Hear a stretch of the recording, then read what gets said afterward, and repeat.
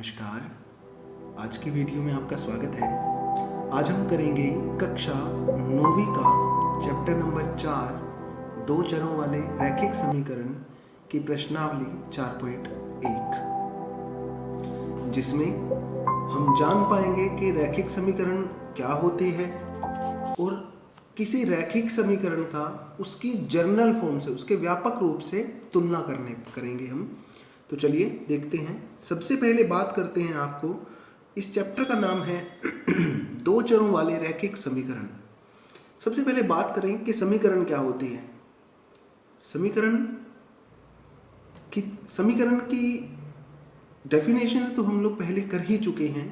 हम आज बात करेंगे कि समीकरण क्या होती है, रैखिक समीकरण क्या होती है और दो चरों वाले रैखिक समीकरण कौन से होते हैं। तो चलिए बात करते हैं। समीकरण है, जैसे मैंने आपके लिए बहुत सारी समीकरणें लिख दी है आपके सामने कि x बराबर 4, x जमा 4 बराबर 0, y जमा 3 बराबर 2, एक्स स्क्वेयर जमा x जमा 3 बराबर 0, एक्स स्क्वेयर जमा वाई स्क्वेयर बराबर 4, x जमा y बराबर 2, 3x माइनस 5y बराबर 4, एक्स स्क्वेयर जमा एक्स क्यूब जमा एक्स स्क्वेयर जमा x जमा 1 बराबर 1, x जमा y जमा z बराबर 4, 2x माइनस 5y जमा 6z जमा 7t बराबर 3।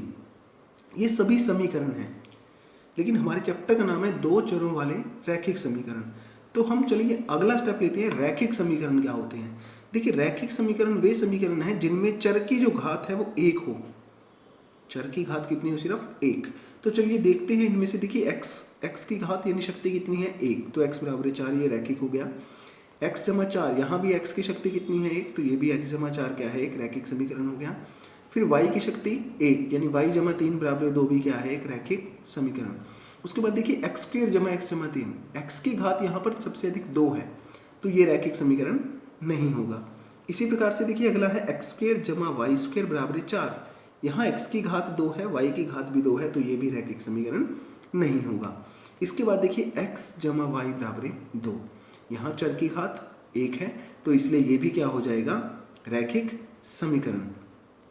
x जमा वाई बराबर 2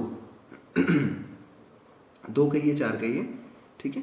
इसके बाद देखिए 3x माइनस 5y बराबर 4, यहाँ भी चर की घात देखें तो क्या है?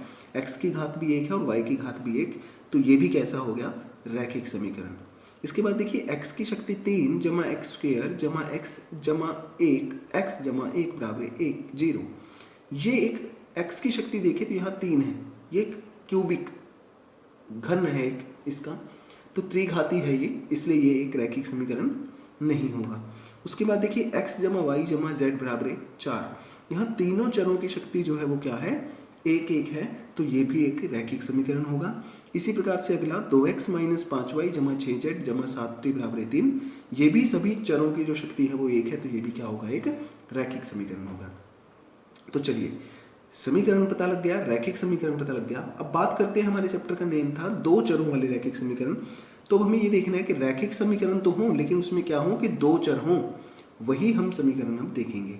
तो चलिए देखिए जो अगला है, अब देखिए इनमें से x बराबर 4, चर कितने हैं इसमें?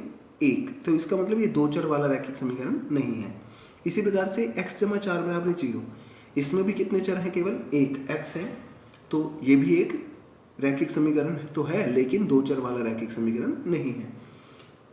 फिर y जमा 3 बराबर 2, यहाँ भी चर कितने हैं? 1, यानी ये भी दो चर वाला एक रैखिक समीकरण नहीं है।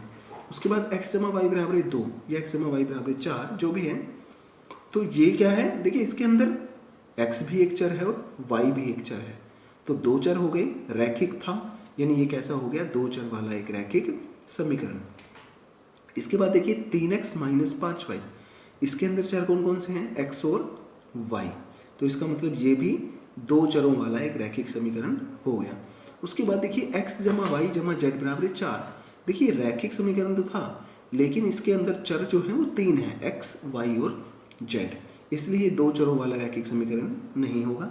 इसी प्रकार से 2x माइनस 5y जमा 6z जमा 7t, देखिए यहाँ x भी है, y भी है, z भी है और t भी है, तो इसका मतलब ये दो चरों वाला एक रैखिक समीकरण नहीं हुआ, तो दो ही आए।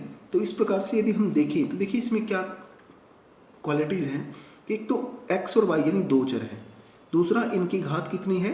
1 दोनों में, तो हम यदि डेफिनेशन की बात करें इसकी परिभाषा की, तो अर्थात हम क्या लिख सकते हैं कि ऐसा समीकरण जिसमें दो चर हों और इन दोनों चरों की घात कितनी हो, एक हो, दो चरों वाला एक रैखिक समीकरण कहलाता है। तो चलिए ये हुई हमारी रैखिक समीकरण की बात। अब 4.1 के ऊपर चलते हैं। प्रश्नावली 4.1 जो है, क्वेश्चन है कि एक नोटबुक की कीमत एक कलम की कीमत से दोगुनी है। इस कथन को निरूपित करने वाला दो चरों का एक रैखिक समीकरण लिखो। तो देखिए, एक नोटबुक की कीमत कही है और एक कलम की कीमत कही है।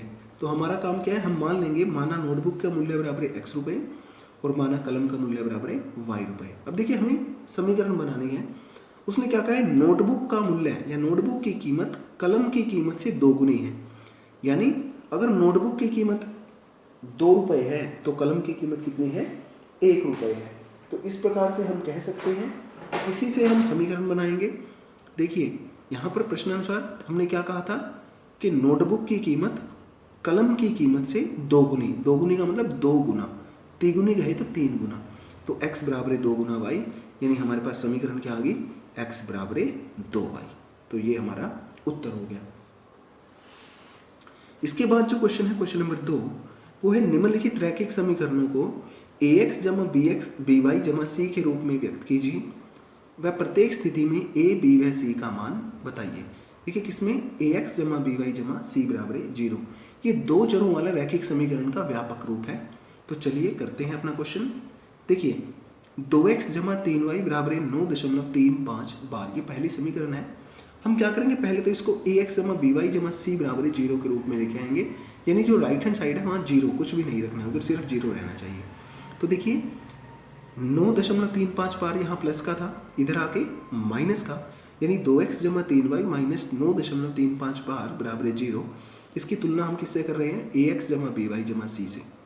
तो देखिए, तुलना कैसे करते हैं, x वाला जो है, x वाला जो पद है उसके साथ जो गुणांक है, देखिए यहाँ x के साथ a है और यहाँ x के साथ में क्या है 2। तो इसका मतलब है जो a का मान हुआ वो कितना हुआ, 2। देखिए, यहाँ y के साथ जो गुणांक है वो कितना है, 3, और यहाँ y के साथ गुणांक कितना है, b। तो b का मान कितना हो गया, 3। इसी प्रकार से देखिए c, यानी जिसके साथ x और y नहीं है, वो क्या है यहाँ पर माइनस के 9.35 बार। तो इसी प्रकार से यहाँ c था, तो c का मान कितना आ गया, माइनस के 9.35 बार। चलिए, दूसरा पार्ट जो है वो क्या है कि x माइनस वाई बटे 5 माइनस 1/10 बराबर है 0। तो इसकी तुलना करते हैं ax जमा by जमा c से।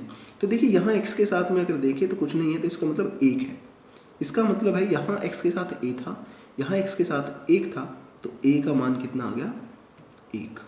फिर देखिए b, यानी y के साथ में देखिए यहाँ माइनस है और नीचे 5 है, यानी 1/5 है गुना में, और यहाँ y के साथ b है, तो b का मान आ जाएगा माइनस के 1/5।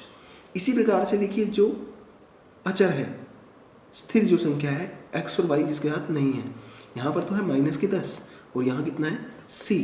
तो इसका मतलब क्या है, c का मान आ गया माइनस के 10। इस प्रकार से हमें ये क्वेश्चन सारे करने हैं। देखिए, आगे तीसरा पार्ट है, दिया था माइनस के 2x जमा 3y बराबर 6। 6 इधर प्लस का था, इधर आएगा तो माइनस का, यानी माइनस के 2x जमा 3y माइनस 6। इसकी तुलना हम करेंगे किससे, ax जमा by जमा c से। तो x के साथ वाला क्या था, a था, यानी a का मान आ गया -2। y के साथ वाला b था, y के साथ कितना है 3, और बिना x और y वाली जो रकम थी वो क्या थी, -6, यानी c। इसी प्रकार से देखिए, जो चौथा पार्ट है, x बराबर 3y है, तो पहले तो 3y को लेके आएंगे। अब x के साथ में यदि देखें तो कितना है 1, यानी x के साथ वाला जो होता है वो 1, यानी a। फिर y के साथ क्या था b, यानी b का मान यहाँ से कितना है, देखिए यहाँ से है -3। जब भी माइनस लगा होगा वो माइनस साथ में रहेगा। और इसी प्रकार से c, देखिए c यहाँ पर है, लेकिन यहाँ पर ऐसा कोई रकम नहीं है x y वाली, तो इसका मतलब जो c जो है वो क्या है, 0। इसी प्रकार से अगला क्वेश्चन देखिए, 2x जमा 5y, क्योंकि -5y था, इधर आके प्लस का, तो 2x जमा 5y बराबर है 0। तो अब कंपेयर करेंगे, x के साथ वाला क्या था a, यानी x का मान, a का मान आ गया 2। y के साथ वाला था b का मान आ गया 5, और बिना x y वाली रकम जो थी वो क्या है यहाँ पर 0, तो c का मान कितना आ गया 0। इसके बाद जो अगला है देखिए, 3x जमा 2 बराबर है 0। तो x के साथ है 3, देखिए y वाली रकम यहाँ नहीं है, इसलिए हमने क्या किया 0 इंटू वाई कर दिया, यानी जो रकम नहीं थी उसकी जगह पर क्या लिख दिया 0 जमा 2। तो देखिए x के साथ वाला a होता है, यानी a का मान आ गया 3, y के साथ वाला b होता है, b का मान आ गया 0 और c का मान आ गया यहाँ से 2। इसी प्रकार से अगला है y माइनस 2 बराबर 0। देखिए x वाला नहीं है तो x वाले को हमने क्या लिख दिया 0 इंटू एक्स, यानी 0 गुना x जमा y माइनस 2 बराबर 0। अब देखिए y के साथ में कुछ नहीं था तो इसका मतलब y के साथ क्या है 1, तो a का मान आ गया 0, b का मान आ गया 1 और c का मान आ गया यहाँ पर क्या है माइनस के 2।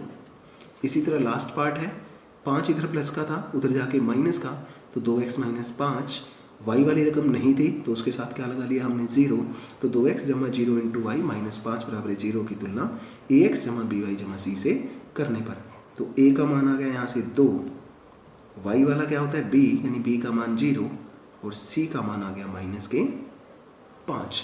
तो आसान सी एक्सरसाइज थी, आशा है आप लोगों को समझ में आई होगी। धन्यवाद।